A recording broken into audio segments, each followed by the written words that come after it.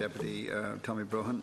30 Thanks, seconds. Well, as the Minister knows, there's a scandal, ongoing scandal of disqualified drivers continuing to drive. It's been highlighted, I think, by road safety activists such as Ms Susan Gray and the Park organisation continually. And yet the figures are very stark, Minister. I think your own colleague, Deputy Burke, reported that something like 83,000 licences were not surrendered, banned drivers were not surrendered in the past 8 years. We have figures that you gave me for the past 2 or 3 years which are equally stark. Isn't it past time that RSA, Gardaí, the court service, all the IT systems work together coherently and that this problem was ended once and for all? I will say less Concordia. Deputy Broughan makes a very important point here. As Minister for Justice, I am seriously concerned at this issue. I'm aware it was discussed in detail by the Garda Commissioner with the Committee of Public Accounts last Thursday. I'm in total agreement with Garda Commissioner Drew Harris in that this behaviour is a blatant abuse of the criminal justice process. Under Road Traffic Acts, the penalty for driving while disqualified is a fine up to a maximum €5,000 and a term of imprisonment for 6 months. It's a legal requirement for those disqualified to return their licences to the licensing authority, i.e. the Road Safety Authority. Deputy Broughan will be aware the penalty for failing to do so is a fine up to a maximum of €1,000 for first offence, up to €2,000 for a second or subsequent offence. There can be no argument that the numbers of those failing to comply with the surrender of his or her driving licence are nothing short of shocking. I agree. We need to act to ensure that this is dealt with speedily and comprehensively. However, acknowledging that these figures are of concern, I am informed that they do not necessarily correlate to the number of persons driving while disqualified, by which I mean failure to surrender a licence does not necessarily mean that the person continues to drive during the period of disqualification. Equally, a person may surrender a licence but choose to flout the law and continue to drive illegally. Therefore, it is important that the Gardaí have the ability to detect in a timely manner those who decide to drive without a valid driving licence. As Commissioner Harris pointed out, the Garda Active Mobility Project will greatly assist Gardaí in ascertaining the current status of a licence at the roadset. This system will allow Garda members to take an image of a licence, input the data manually, at which point frontline Gardaí will be immediately notified as to whether the licence of the driver in question is valid or not. I am informed that the current aim is to have 2,000 of these new handheld devices issued by the end of this year. Of course, it is crucial that the data which underpins these devices is up to date, and I understand that Garda Síochána is continuing to work with the Department of Transport, who hold the driver licence data in this regard. Deputy Broughan has 1 minute. Well, again, Minister, we know that banned drivers have been involved in between 11 and 14 deaths every year. 500, I think, on a 2-year period in the middle of this decade.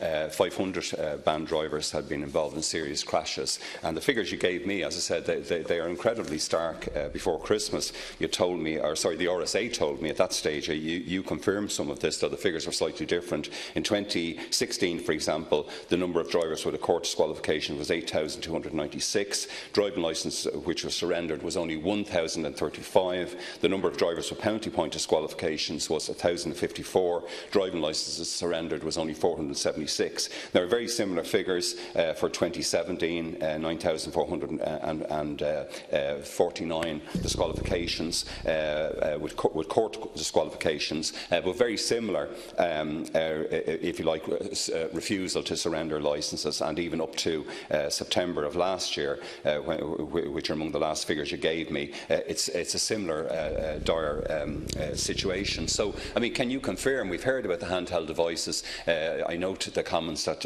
Commissioner Harris made to the PAC.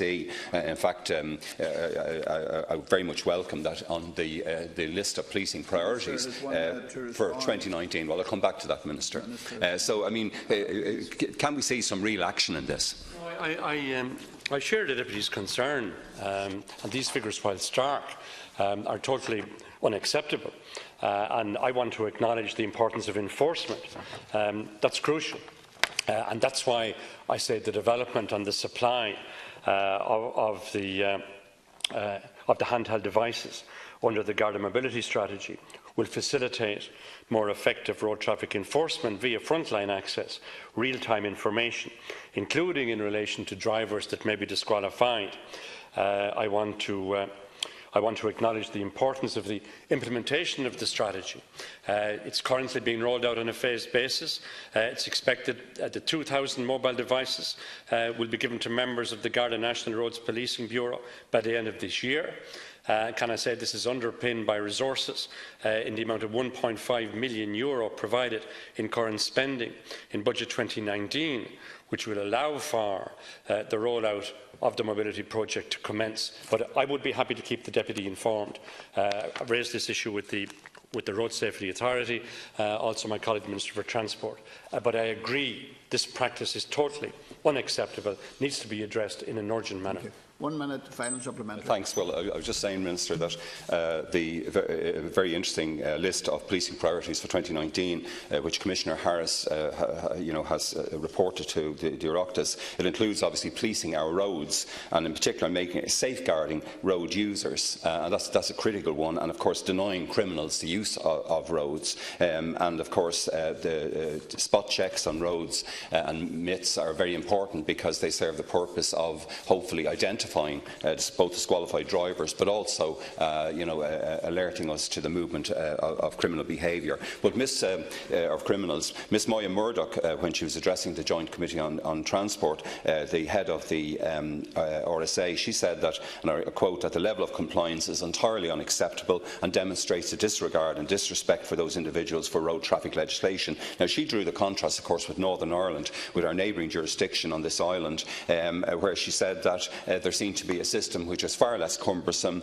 in that the licence was surrendered there and then on the court, in the court, and even in relation to possible appeals, the licence is retained in court. So, again, is it another example in aspects of policing where Northern Ireland seems to be ahead of the curve in this regard?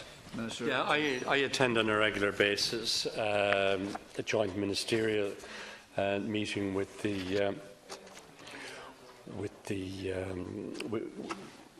Ms Murdoch and her team and other stakeholders, other departments, and this is an issue that I would be happy to pursue on an urgent basis. But as noted by the Committee of Public Accounts last Thursday, Garda Síochána are currently preparing a series of actions to address the issue of the non-surrender of licence, which will cover both enforcement or lack of enforcement, as Deputy Broughan might put it, and of course public awareness. I've requested a Garda report on this matter and I'll closely monitor developments in this regard.